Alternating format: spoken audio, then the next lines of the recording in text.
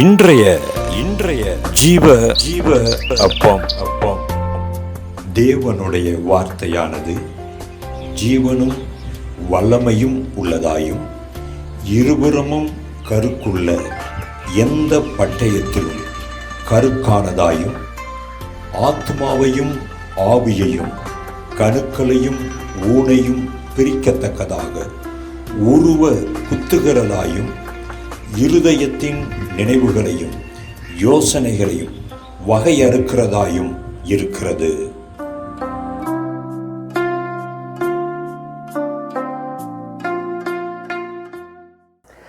கிறிஸ்துவுக்குள் பிரியமான தேவஜனமே, இன்றைய நாளிலும் கர்த்தருக்குள் நாம் மகிழ்ந்து கலிகூறும்படியான கிருபைகளை தேவன் நம்மேல் கட்டளையிடுவாராக.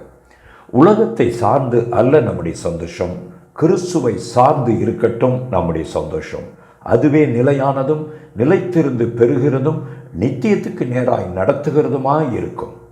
நல்லது. இன்றைய நாளிலும் கூட வேத வசனத்தை நாம் வாசித்து தியானித்து புசித்து பலனடைய தேவன் நம் கிருபை கொடுப்பாராக. இன்றைய நாளிலே ஆதியாகமம் 13ஆம் அதிகாரத்தை பல தடவை நாம் வாசித்து பார்த்து தியானிக்கலாம். அந்த ஆதியாகமம் 13ஆம் அதிகாரத்தில் மிக மிக முக்கியமான பல காரியங்களை நம்ம அங்கே காணக்கூடியதாக இருந்தாலும் ஒரே ஒரு காரியத்தை மாத்திரம் நாம் ஆராய்ந்து பார்க்க தேவன் நமக்கு கிருபை கொடுப்பாராக. அதன்படி வாழவும் எனக்கும் உங்களுக்கும் கிருபை கொடுக்கட்டும். சொல்லுகிற எனக்கானாலும் கேட்கிற நீங்களானாலும் வசனத்தின்படி வாழ தேவன் நம்மை ஸ்திரப்படுத்துவாராக. இங்கே நீங்கள் இந்த அதிகாரத்தை தொடர்ந்து இந்த நாட்களில் திரும்ப திரும்ப வாசிச்சு பாருங்கள். அதில் ஒரு காரியத்தை நாம் எடுத்துக்கொள்ளலாம். இங்கே சம்பவம் என்னென்னா, நாம் சகோதரர்கள், நாம் சகோதரராக இருக்கிறோம், நமக்குள்ள வாக்குவாதம் வேண்டான்னு முதலாவது ஆபிரகாம் ஒரு நல்ல தீர்மானம் எடுக்கிறத நம்ம பார்க்குறோம். ஒரு தீர்மானம் எடுக்கிறார். அவர் லோத்துக்கும் அவருக்கும் இடையில வாக்குவாதம் வரும்பொழுது, அவனுடைய ஆட்களுக்கும் இவருடைய ஆட்களுக்கும் வாக்குவாதம் வரும்பொழுது ஆபிரகாம் எடுக்கிற ஒரு தீர்மானம் என்னென்னா, நாம் சகோதரர்கள், நமக்கு வாக்குவாதம் வேண்டாம். அருமையான தேவஜனமே, இன்றைய கிறிஸ்துவ ஜீவிதத்தில், ஆவிக்குரிய ஜீவிதத்தில் இந்த வாக்குவாதம் எந்த அளவு ஸ்திரப்பட்டு இருக்குது, நிலை கொண்டு இருக்குதுங்கிறத நாம் எல்லாரும் அறிந்திருக்கிறோம். வாக்குவாதம் பண்ணுகிறவர்களாகவே இருக்கிறோமே ஒழிய நாம் சகோதரர்கள் விட்டு கொடுத்து வாழ்வோம் என்கிற மனப்பான்மை அற்றவர்களாக நாம் கிறிஸ்துவ ஜீவிதம் ஜீவிச்சுக்கிட்டு இருக்கிறோம். நாம் கிறிஸ்தவன் என சொன்னாலும் இப்படி ஒரு மாய்மாலமான வாழ்க்கை வாழ்ந்து கொண்டு அதற்கு கிறிஸ்தவன் என்கிற பெயரே ஒரு போர்வையை போத்திக்கிட்டு உள்ள வாழ்ந்து கொண்டு இருக்கிறோம். இங்கே கவனிங்க, இன்றைக்கு கற்றுக் கொடுக்கிற ஒரு பாடம் என்னென்னா, இந்த பூமிக்குரிய காரியங்களானாலும் சரி, உங்களுடைய வாழ்க்கைக்குரிய காரியமானாலும் சரி, உங்களுடைய வாழ்வாதாரத்துக்கு உரிய காரியமானாலும் சரி, இந்த தெரிந்தெடுக்கிற விஷயத்தில், இந்த தெரிந்து கொள்கிற விஷயத்தில் உங்களுக்குரியதை நீங்கள் தெரிந்து கொள்கிறீங்களா?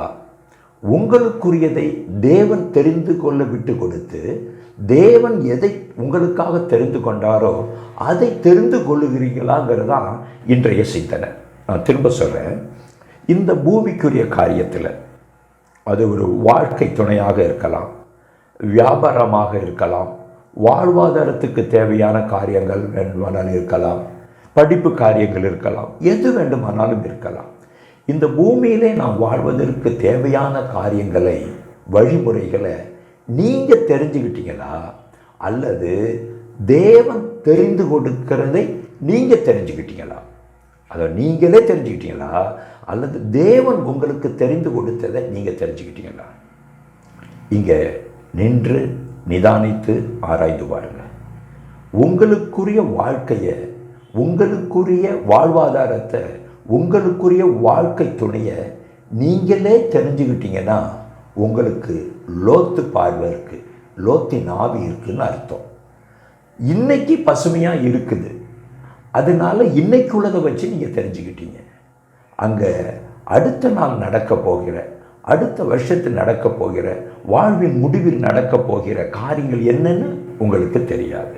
நிச்சயமாக அது எப்படி இருக்கும்னா, அது தேவனால் அழிக்கப்பட்ட சோதம் கோமரை போல முடிவு ஆபத்து என்று நான் சொல்லலை. மிக மிக ஆபத்தான பரிதபிக்கப்பட வேண்டிய ஒரு சூழ்நிலையில் நிச்சயமாக விட்டுடும். ஆனால் அதே நேரத்தில் என் வாழ்க்கை காரியங்கள், வாழ்வாதார காரியங்கள், வாழ்க்கை துணையுடைய காரியங்கள் தேவன் தெரிந்து கொண்டு எதை கொடுக்கிறாரோ அதை நான் தெரிந்து கொள்கிறேன் என நீங்கள் கிறிஸ்து உங்களுக்காக தெரிந்து கொண்டதை தெரிந்து கொண்டால் உங்களுடைய வாழ்க்கையில் தொடக்கத்தில் காற்று வீசுகிறது போல் இருக்கலாம், புயல் அடிக்கிறது போல் இருக்கலாம், ஆனால் உங்களுடைய முடிவு சம்பூர்ணமாக இருக்கும். அந்த இடம் ஆசீர்வதிக்கப்பட்டதாக இருக்கும், அந்த வாழ்க்கை ஆசீர்வதிக்கப்பட்டதாக இருக்கும், அந்த வாழ்வாதாரம் ஆசீர்வதிக்கப்பட்டதாக இருக்கும். இப்போது நீங்கள் தான் பதில் சொல்லணும், நீங்கள் தான் தீர்மானிக்கணும். இந்த பூமிக்குரிய காரியங்களில், வாழ வேண்டிய வாழ்க்கைக்கான காரியங்களில், ஆசீர்வாதமாக இருக்க வேண்டிய காரியங்களில் நீங்களே தெரிந்து கொண்டீங்களா அல்லது தெரிந்து கொள்கிற யோசனையில் இருக்கிறீங்களா? உங்களுக்கு ஒரு அன்பான ஆலோசனை, கொஞ்சம் நில்லுங்க, கொஞ்சம் நில்லுங்க. உங்களுடைய உள்ளங்கையை பாருங்கள், உங்களுடைய புறங்கையை பாருங்கள். ரெண்டு பக்கத்தையும் ஒரே சமயத்தில் பார்க்க முடியுதா உங்களால்? உங்களுக்கு முன்னாடி தான் அந்த கை இருக்குது, ரெண்டு கரங்களும் உங்கள் கண்ணு முன்னாடி தான் இருக்குது.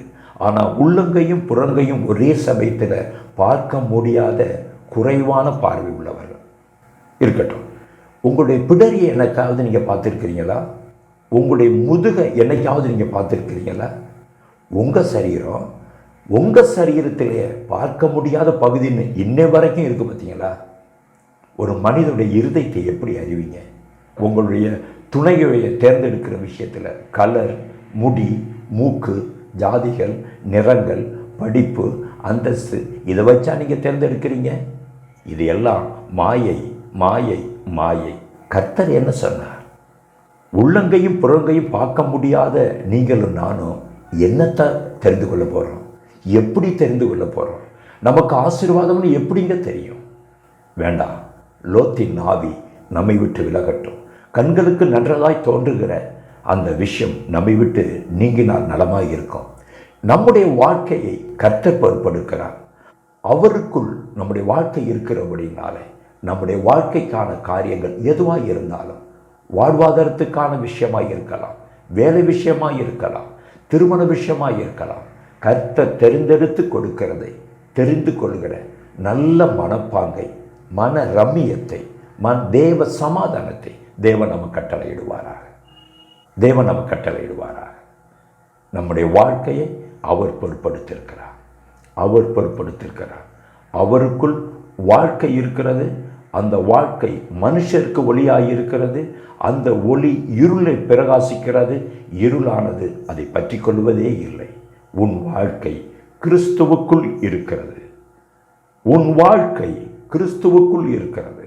உன் வாழ்க்கை கிறிஸ்துவுக்குள் இருக்கிறது. எனவே அவர் தெரிந்து கொடுக்கிறதை நீ தெரிந்து கொள். நீ செழித்திருப்பாய், ஆசீர்வாதமாய் இருப்பாய்.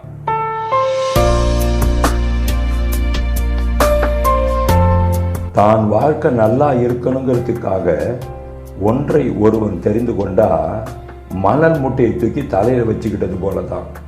தான் வாழ்க்கை நல்லா இருக்கணுங்கிறதுக்காக கர்த்தரிடத்தில் சார்ந்து வாழ்ந்தா, கர்த்தர் தெரிந்து கொள்ளுகிறத தெரிந்து கொண்டா எந்த பாரமும் இல்லாமல் தேவ சமாதானத்தோடு, சந்தோஷத்தோடு, ஆசீர்வாதங்களோடு, இளைப்பாறுதலோடு வாழ்க்கை வாழலாம், வாழ்க்கையும் முடிக்கலாம்.